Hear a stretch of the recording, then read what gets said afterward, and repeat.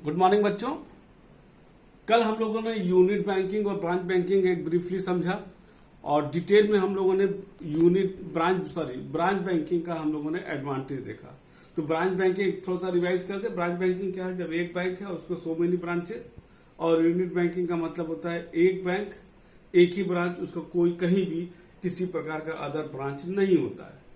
आज हम लोग फर्दर जो डिस्कशन करने जा रहे हैं वो है ब्रांच बैंकिंग का डिसएडवांटेज। एडवांटेज तो समझ में आ गया आप लोगों को, और डिसएडवांटेज में जो पहला पॉइंट दिया है, problem outside the territory of the country. क्योंकि जो ब्रांच बैंकिंग है, जैसे तमाम हमारे बड़े बड़े बैंक हैं, स्टेट बैंक है, पीएनबी है, ये सारे बैंक है, सो मेनी बैंक्स जो जिनके देश के बाहर भी ब्रांचेस होते हैं। तो और उसी तरह बाहर से भी हमारे विदेश से अमेरिका का ये तुम्हारा तमाम बैंक इंडिया में काम कर रहे हैं, ठीक है ना। बैंक ऑफ अमेरिका, इस टाइप के तमाम जो है मल्टीनेशनल बैंकिंग है जो इंडिया में आके काम कर रहे हैं। अब जब हम लोग आउटसाइड जाते हैं तो आउटसाइड जाने में क्या होता है, हमारे देश का अलग कानून है, हमारे देश का गवर्नमेंट अलग है, हमारे देश का मॉनेटरी अथॉरिटी रिजर्व बैंक है, हमारे देश का कल्चर अलग है, हमारे देश की इकोनॉमिक कंडीशन भी अलग है। लेकिन विदेश में जाते हैं, अब इंडिया का आरबीआई है, और अगर अमेरिका चला गया, अमेरिका में ब्रांच कर लीजिए तो उसका federal bank of US America है, तो वहां का मॉनेटरी अथॉरिटी अलग है, वहां का बैंकिंग सिस्टम अलग है, वहां का इकोनॉमिक कंडीशन अलग है। तो ये जो है इस टाइप के वर्क करने में जो डाइवर्सिफिकेशन आता है वो कहीं ना कहीं बैंक के पॉलिसी फ्रेमिंग में प्रॉब्लम खड़ा कर देता है। ये एक अगर पॉजिटिविटी है तो एक इसका ये निगेटिव होता है, ठीक है ना। नेक्स्ट जो है पॉइंट है difficulty in management, supervision and control. अभी मैंने बोला कि एक तमाम विदेशों में भी होता है, इंडिया में भी, कोई गोरखपुर में है, कोई आपका गुवाहाटी है, कोई बॉम्बे है, सब जगह है। अब इतने बड़े उसमें फैलाव में नियंत्रण करना जो हमारे टॉप लेवल मैनेजमेंट बैंक के होते हैं उनके लिए बड़ा मुश्किल होता है। वैसे हम यहां पर एक पर्सनल लेवल पर बोलना चाहेंगे, ये टेक्निकल प्रॉब्लम दिया गया है, लेकिन मैनेजमेंट में कहा भी जाता है अगर इफिशिएंट मैनेजमेंट है तो एक व्यक्ति 100 बिजनेस संभाल सकता है, और अगर इनइफिशिएंट है तो 100 व्यक्ति भी एक बिजनेस नहीं संभाल सकता। ये एक यथार्थ सत्य है apart from this fact. But यहां पर ये एडवांटेज है तो डिसएडवांटेज में यहां लिख भी रहा है, और बहुत हद तक सही है कि यदि थोड़ी सी भी गड़बड़ी हुई तो वो ब्रांचेस को कंट्रोल करना इतने बड़े, और विशेष रूप से फॉरेन ब्रांच को कंट्रोल करना एक दिक्कत का काम हो जाएगा। तीसरा है एक्सपेंसिव सिस्टम। अब हमको कई ब्रांच स्टेब्लिश करना है, उसमें कोऑर्डिनेशन भी करना है, उनको सुपरवाइज भी करना है, हर एक के लिए बिल्डिंग है, तमाम अदर खर्चे भी हैं, उसको मेंटेन करना है, तो एक खर्चीला सिस्टम तो है ही। अच्छा, चौथा है पॉइंट जो नेग्लिजेंस ऑफ स्मॉल कस्टमर, ठीक है ना। होता क्या, जब बड़े बड़े जब सो मेनी ब्रांचेस, उनका खर्चा ज्यादा है, तो ये ब्रांचेस बैंक क्या करते हैं, फोकस कर देते हैं बड़े बिजनेसमैन, इंडस्ट्रीज को, जबकि देश का मूल विकास होता है हमारे छोटे बिजनेसमैन को, किसान से, ये इग्नोर हो जाते हैं। एक जो है ये दिक्कत का काम हो गया। पांचवा है hindrance in the development of the backward area.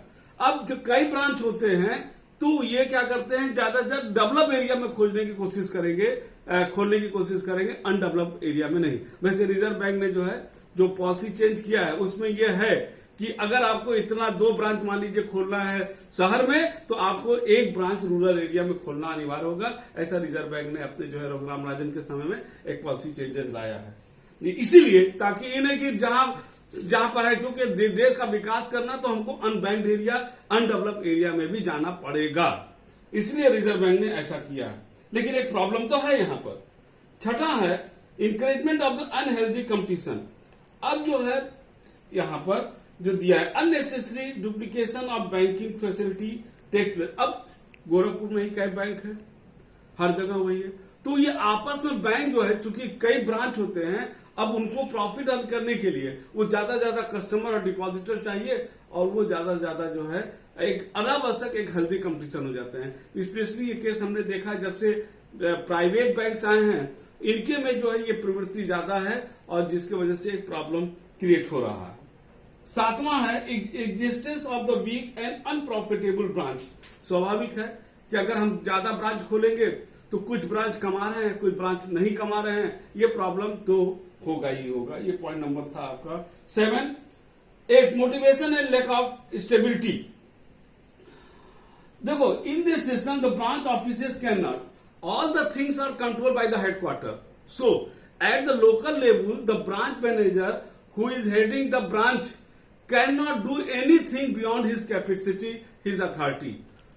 ठीक है ना, ये एक बहुत बड़ा सत्य है, क्योंकि all the decision are taken by the headquarter. उसका एक लिमिटेशन होता है और इसलिए वो बहुत कुछ अपने पास नहीं कर पाता है। ठीक है ना, ये एक आपका हो गया motivation and lack of flexibility, वो चेंज नहीं कर पाता। 9वां है effect of the errors of one branch और अदर। एक ब्रांच में गड़बड़ी होता है, एक ब्रांच अगर लॉस आता है तो सारे ब्रांच के प्रॉफिट को, एवरेज प्रॉफिट को वो घटा देता है। ये हो गया तुम्हारा पॉइंट नंबर 9। 10वां है difficulty in the opening of branches in foreign country. हम विदेश में अगर हम फॉरेन कंट्री अगर हम ब्रांच खोलना चाहते हैं तो अभी मैंने शुरू due to the diversification in the monetary authority, law, economic factors, ये विदेश में ब्रांच खोलना एक दिक्कत का काम करता है। लैक ऑफ पर्सनल कांटेक्ट, इसमें यह कि चूंकि ब्रांचेस है, एक ब्रांच मैनेजर, देखिए हमने वहां बोला था एडवांटेज में कि ये एडवांटेज डिसएडवांटेज दोनों है। अब ये ट्रांसफर हो गया, दूसरा आया, तो वो जो एक पर्सनल, देखिए बहुत सा बिजनेस पर्सनल रिलेशन पर भी चलता है, व्यापार व्यवहार का परिणाम होता है। यहां पर वो व्यवहार नहीं बन पाता है, ये एक एडवांटेज भी है, दूसरा इसका पहलू है डिसएडवांटेज का। ये ठीक है, हमारे ख्याल से ये एडवांटेज समझ में आ गया होगा। अब जो है इस पर हम आते हैं यूनिट बैंकिंग में। मैंने बताया यूनिट बैंकिंग में क्या होता है, सारा चीज वही है, उलट जाइए आप यूनिट बैंकिंग को। यूनिट बैंकिंग एक ही बैंक एक ब्रांच, तो ऑल द डिसीजन वहां पर चेयरमैन से लेकर क्लर्क सब बैठे रहते हैं, वहां पर सारा जो है डिसीजन वही हो सकता है, तुरंत का तुरंत जल्दी काम होता है। ठीक है ना, वहां पर अच्छा ये बैंक, ये तो बहुत बड़ी पॉजिटिविटी है कि सारा डिसीजन तत्काल हो जाएगा, क्योंकि फाइल आपको हेडक्वार्टर मूव नहीं कराना है, वहीं आपका चेयरमैन भी बैठा है, सब सारे अधिकारी बैठे हैं। ये ज्यादातर जो है डेवलप एरिया में खोले जाते हैं। हाँ, ये चूंकि एक ही ब्रांच होता है तो बहुत ज्यादा स्पेशलाइज लोग नहीं रख पाते due to the cost factor. ठीक है ना, और ये डेवलप एरिया में ही खोलेंगे तो अनडेवलप जो है नहीं जाते हैं, जिसका परिणाम होता है ये।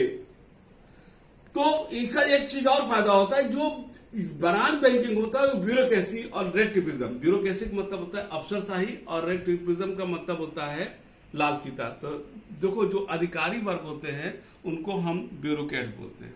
ब्यूरोक्रेट्स वो रूल रेगुलेशन फॉलो ज्यादा करते हैं, जिसको कहते हैं रेड टेपिज्म, कि नहीं साहब वो without considering the human aspect, वो जो है कहेंगे नहीं रूल है, क्योंकि वो अपने चेंज नहीं कर सकते। ये ब्रांच बैंकिंग में बहुत बड़ा डिसएडवांटेज है, लेकिन ये फायदा आपका यूनिट बैंकिंग में, क्योंकि एक ही ब्रांच है तो वहां पर ये चीजें आपको जो ब्यूरोक्रेसी और का जो बिहेवियर है और रेड टेपिज्म वाला है वो यहां पर कम हो जाएगा। लेकिन यहां पर ये यूनिट बैंकिंग में डिवीजन ऑफ लेबर नहीं हो पाएगा आपका। कैपिटल जो हम एक लॉस को दूसरे जगह हम एवरेज ट्रांसफर कर सकते हैं वो नहीं हो सकता। जो वहां पर आया था कि यहां का इन्वेस्टमेंट हम दूसरे जगह, यहां डिपॉजिट ज्यादा है वहां कम है और वहां पर उधारी की मांग ज्यादा है, तो हम ब्रांच बैंकिंग में ट्रांसफर कर सकते थे, यहां पर नहीं कर सकते हैं। ठीक है ना, और हमारे पास एक ही ब्रांच है, संसाधन भी लिमिट है, और सैकड़ों बैंक होने के कारण जो बैंक गवर्नमेंट है, मॉनेटरी अथॉरिटी, उसको नियंत्रण करने में भी दिक्कत आता है।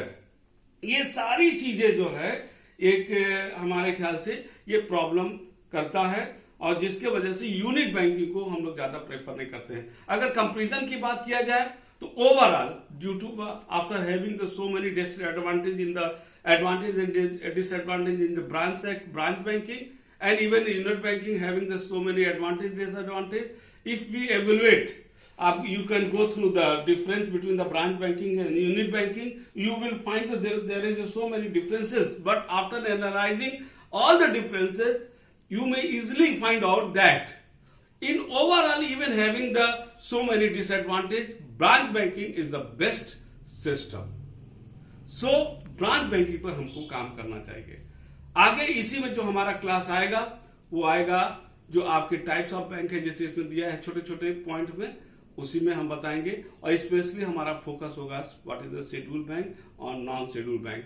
फिर से हम कल की तरह रिपीट करेंगे कि आप जो है एक हमारा जो चैनल चलता है मेरे नाम से, उसको सब्सक्राइब करोगे, उसमें कॉमर्स के हर चीज के बारे में आपको अपडेट जानकारी मिलती रहेगी। Thank you.